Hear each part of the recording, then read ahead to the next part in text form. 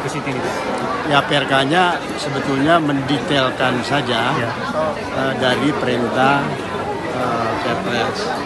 Salah satu yang spesifik di PRK kita ini adalah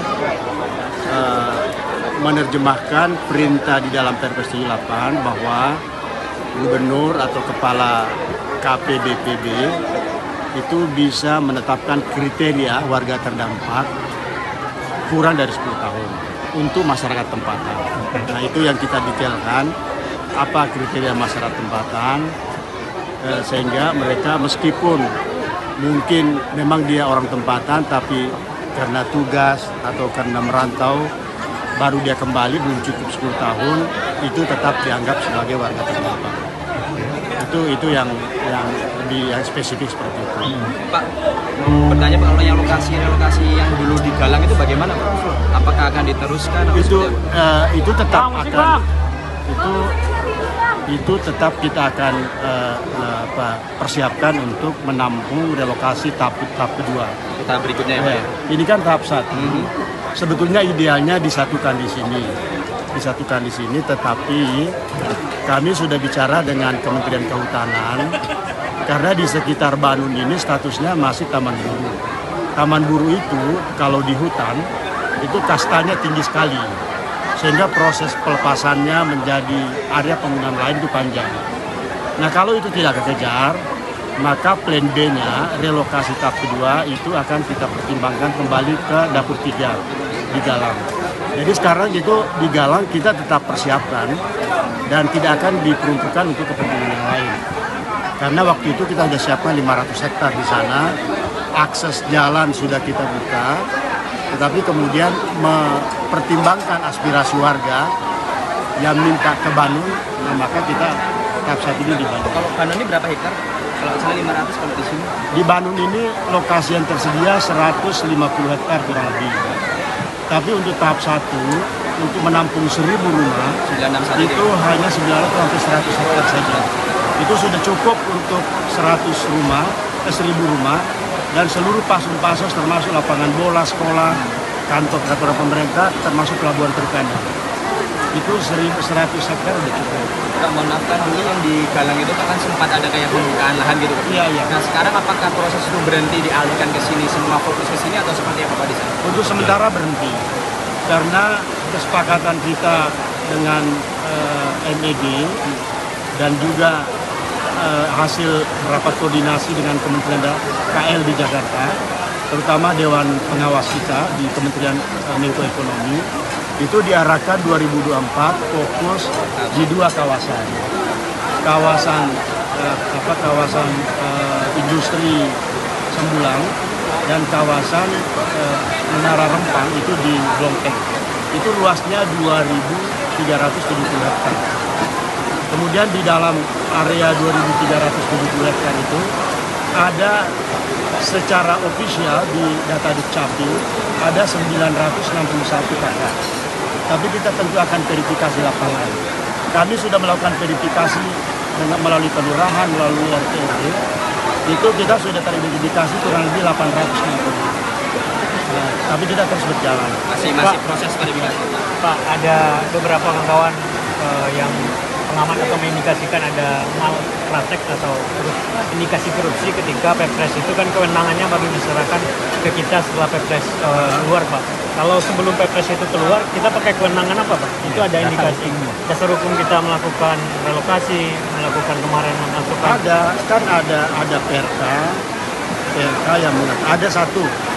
Kenapa kita relokasi? Satu, ada SK Menteri Lingkungan Hidup. Ya, di dalam SK Menteri Lingkungan Hidup itu persetujuan prinsip pelepasan HPK.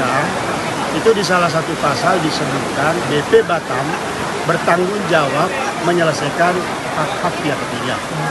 Itu yang kita terjemahkan sebagai haknya warga. Itu yang pertama. Yang kedua, di dalam PRK kita sebagai BP Batam itu sebagai BLU memiliki kewenangan-kewenangan menerbitkan aturan berdasarkan PP 41. Nah, itu ada PRK khusus Rempang Ecocity, tapi sekarang ini sudah diintegrasikan dengan setelah Perpres itu ada di dasar-dasarnya di situ. Kalau unsur korupsinya saya nggak ngerti di mana korupsinya itu. Karena penyalahan Kenapa? kewenangan bukan berarti. Penyalahgunaan kewenangan juga tidak ada, ada SK-nya. Uangnya juga tidak ada langsung ke warga. Yang kita keluarkan itu hanya biaya sewa rumah dan biaya hidup. Itu langsung masuk ke rekeningnya warga. Jadi korupsinya di mana? Kalau yang nggak jadi dibangun ini Pak, yang kita sempat yang apa? merata membuat jalan yang di Tanjung Bandung. Ya. Itu kan baru membuka jalan. itu Membuka nggak salah. jalan itu menggunakan dana di BP Batam itu ada dana pemeliharaan jalan dan jembatan dan seterusnya. Ya sepertilah kalau di Batam tiba-tiba ada drainase roboh, nah itu ada anggaran cadangan kita untuk operasi darurat seperti itu. Pak, ada yang mengira ketika Perpres itu keluar kan dia santunan. Ya. Apakah ada perubahan nilai janji kita sebelum Perpres keluar dengan setelah Perpres keluar Pak untuk ganti rugi ini Pak?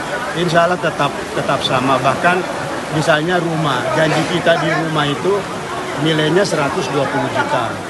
Tetapi secara objektif hasil kajian ada survei sesuai dengan prosedurnya PUPR ternyata kalau tipe 45 HPS-nya itu harga bakunya itu kalau 120 juta nggak cukup. Sehingga empat rumah ini HPS-nya itu 131 juta.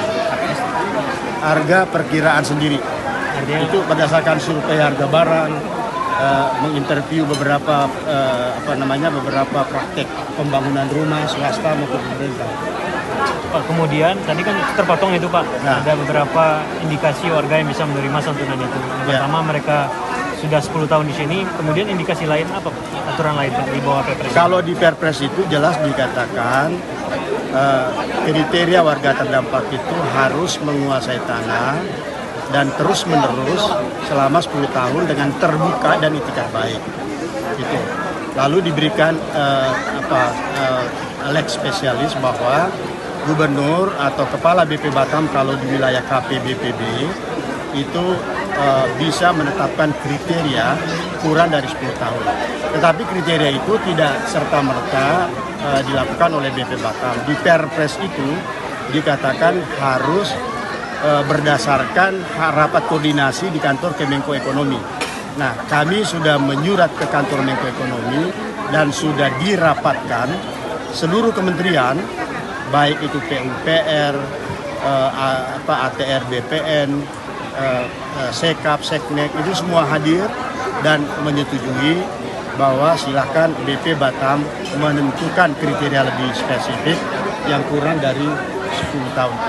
Tapi spesifik yang kita atur di dalam Perka kurang dari 10 tahun itu hanya warga tempatan, pendatang enggak.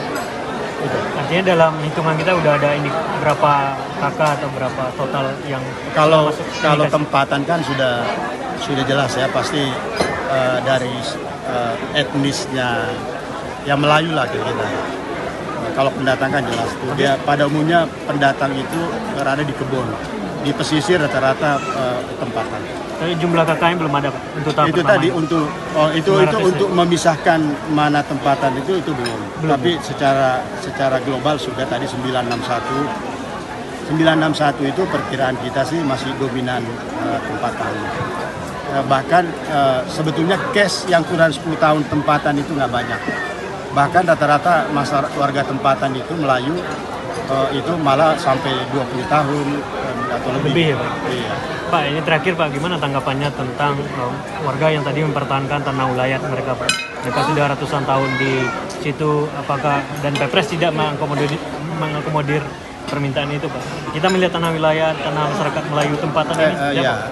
itulah makanya Pak Kapolda tadi mengatakan mengingatkan bahwa pemerintah tetap akan melanjutkan pembangunan ini tanpa merugikan kepentingan warga masyarakat Melayu.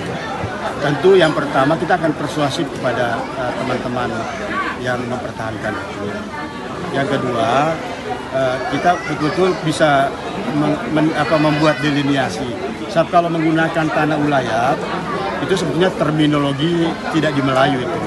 Tanah ulayat itu adanya di Minangkabau, di Papua, di Ambon. Kalau warga misalnya Sulawesi Selatan, Melayu itu sebetulnya tidak mengenal tanah-tanah wilayah itu. Makanya kita menggunakan istilah yang dipakai warga di sini, warga tempatan. Warga tempatan itu justru kita melindungi dia. Makanya juga arsitektur rumahnya kan arsitektur Melayu itu.